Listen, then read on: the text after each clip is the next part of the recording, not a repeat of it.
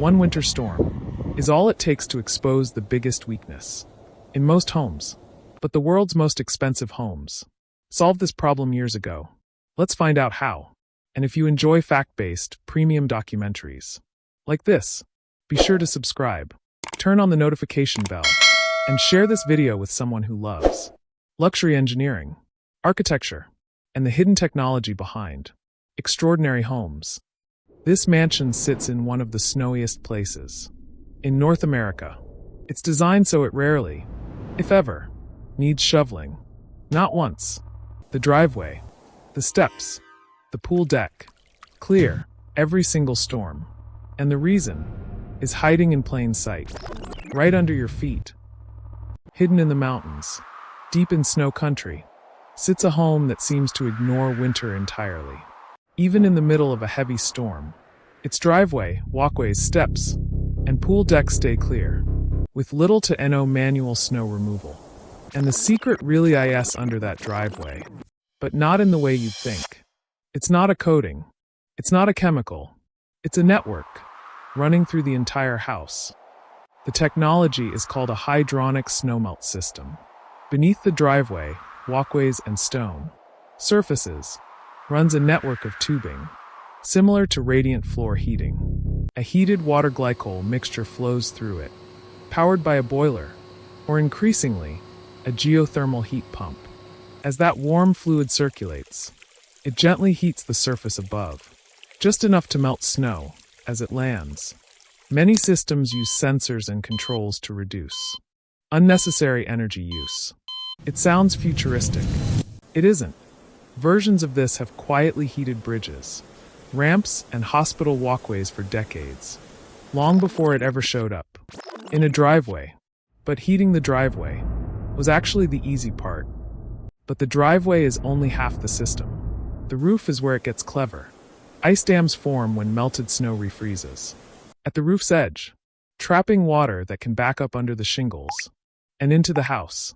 To stop that, de-icing cables run along the roofline. Here's the smart part.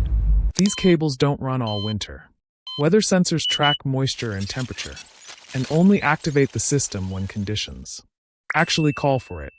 In homes with geothermal heat pumps, that same heat source often feeds both the roof and the driveway system, cutting the energy cost of running two separate setups.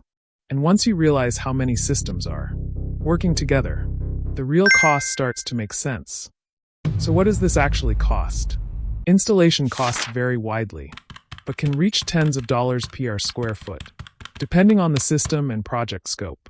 And on large luxury properties, that adds up fast. For large systems, operating costs can reach thousands during severe winters. This is the line that separates these homes from a normal one. It isn't just about convenience. It's an entirely different way of solving a problem everyone else solves with a shovel. Which raises the obvious question: why would anyone willingly spend this much? This isn't a novelty feature. It solves real, expensive problems.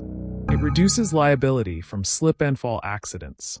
It keeps remote properties accessible during emergencies. And it protects multi-million-dollar surfaces, stone, pavers, roofing, from the freeze-thaw damage that ruins them. Over time, on some estates, the system doesn't stop.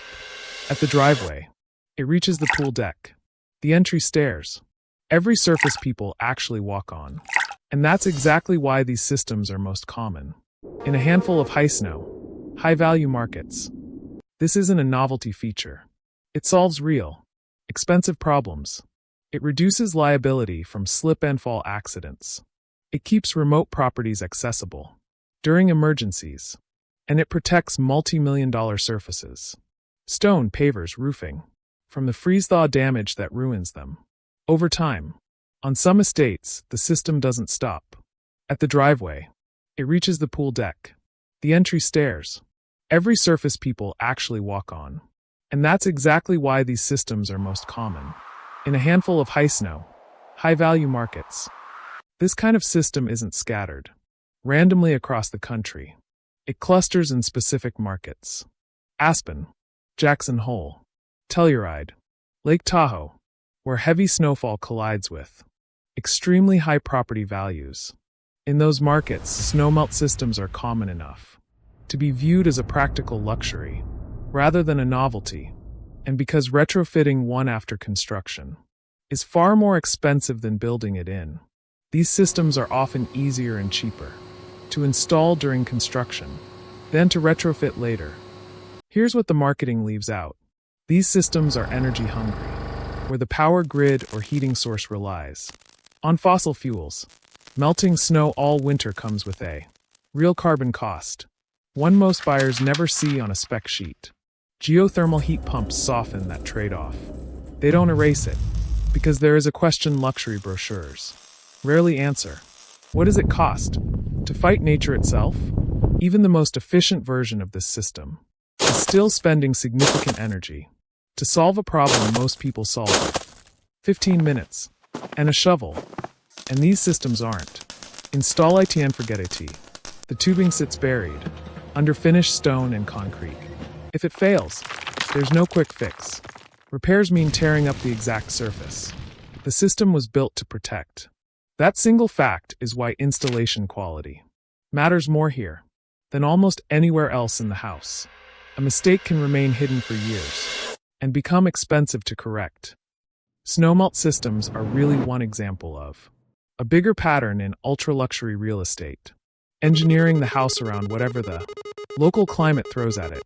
In wildfire zones, that means defensible landscaping and fire-resistant materials. On the coast, it means storm-rated glass and elevated foundations.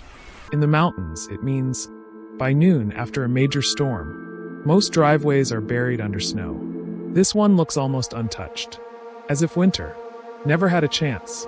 The common thread isn't the climate risk, it's the philosophy. Build the house to resist the environment, instead of adapting the owner's life around it. There's a psychological layer to all of this. A visible luxury feature, a pool, a wine cellar, a home theater, is designed to be seen. A snowmelt system is designed to be invisible. Nobody looking at that driveway sees a boiler, a network of tubing, or a sensor array. They just see a clear driveway in the middle of a blizzard. That's the quieter, more expensive form of luxury. Spending more on a problem disappearing than on a feature being noticed. Not everyone is convinced this is a good idea. Critics argue that heated outdoor surfaces can represent unnecessary energy use, especially as climate concerns become more important. Supporters point to smarter sensors and geothermal integration as the responsible middle ground. Neither side is entirely wrong. Every engineering solution here comes with a trade-off. That doesn't make it onto the listing photos. A heated driveway sounds like a small detail. It isn't. It's a working example of a bigger idea.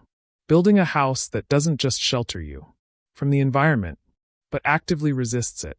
For most people, winter is something you endure. For a small number of homeowners, it's something they've engineered their way out of entirely. If you want more breakdowns of the hidden engineering behind the world's most expensive homes, subscribe. There's a lot more buried under these driveways than snow.